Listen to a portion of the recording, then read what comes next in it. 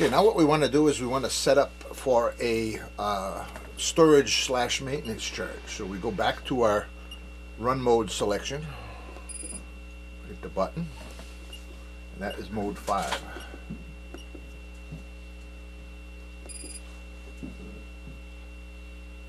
Storage maintain. Okay, so that means when you say go, we're going to do several things. First of all, the sample time I'm setting for 10 again, so that it finishes the charge quickly. We don't need to worry about these. Maintenance runtime, that means we're going to run for 3 hours if required before the topping is detected in the run period. Interval hours means you're going to wait an hour between trying the charge. This normally would be days or even weeks rather than an hour, but I'm going to use this hour as a way to demonstrate it quickly.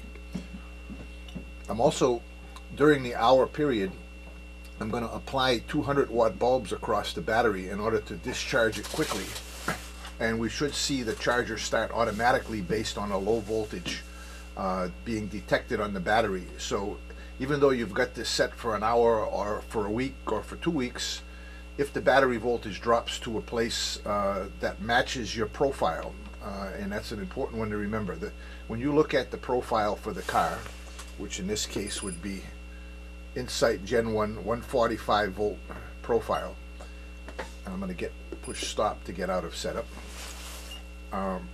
What you've basically done is you set up the cutoff voltage for when, if the battery drops below that voltage, the charge will start automatically and then proceed as a regular charge, and it'll either finish in the topping time. Let me get back up to those.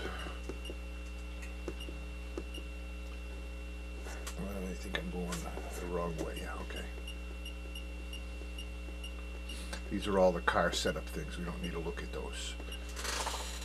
Okay, run mode 5, start delay doesn't apply to this because this start delay is for a delayed charge. Interval hours is the one that determines how long we're going to wait before starting the charge. And this is a cyclic thing. So after the first interval hours, you run for the maintenance runtime or until you charge fully and you detect the plateau, and then you're going to wait this many hours again or days, and then you'll start again and try to do it again. And if the voltage drops below the threshold that you can see here of 145 volts, it should start automatically even though the time hasn't transpired. And it keeps throwing me to that place in the menu, which is fine, but for now I want to be here. So I think 1 hour should be enough for the light bulbs to discharge us to the point. Since we're already kind of low here in 154, we only got to go to 147. So let's start an interval charge and we'll see what happens. Okay.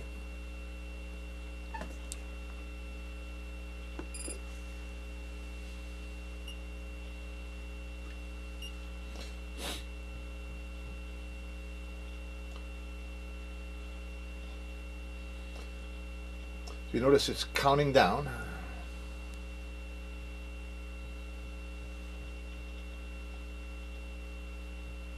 It's only going to show you minutes. It's not going to show you seconds. So while this is waiting,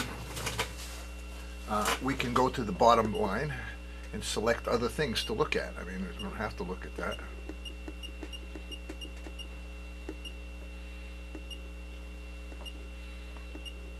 Let's put the current on. And now what I'm going to do is hook up the battery to a light bulb that will discharge it so that we start discharging more quickly than you ever would in a real situation.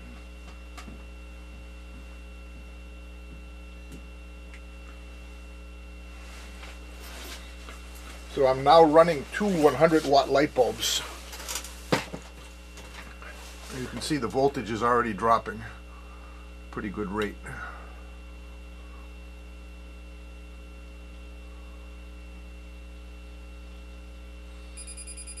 Voltage too low, starting charge. Okay, and here we go.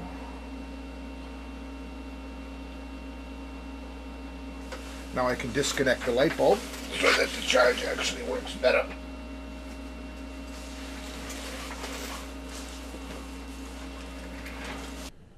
Okay, so this is going to take hours and hours and hours to do this, and we're not going to sit here and watch it for that length of time. So I want to tell you what to expect, and you notice that the red charging light is on, which normally is when you're in a high current charge. The long-term storage and maintenance charge is only going to charge at 350 milliamps. We've disabled the high current charging, but because the topping zone is still a distinct condition that we need to be looking for, you have to cross the topping cutback voltage before you get into the topping zone, and the LED changes to amber. And this will probably, at this rate, take 5-6 hours for that to happen, and we're not going to wait for it.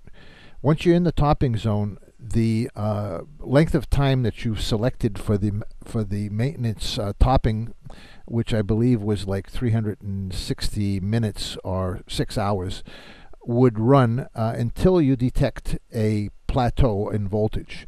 So the charge will terminate if it detects a plateau in voltage, unless you have soak time turned on. And it works just like a regular charge. So there's no need to show it. Just basically, it will stop when it's done, and then it'll go back into waiting for the next interval. And that interval, in this case, is an hour, so that would be too frequent. But in the real world, you'll be setting that for weeks. So every week or so, the thing would start up, give it a charge. If the voltage dropped too low during that period, it would automatically turn it on and run another charge, and it'll do this over and over again in order to keep your battery healthy. So the selection of those intervals and how long you charge and your cutback voltage, all of this is pretty important if you want this to be a nice, reliable charge of your battery in order to keep it nice and healthy while your car is parked for extended periods of time.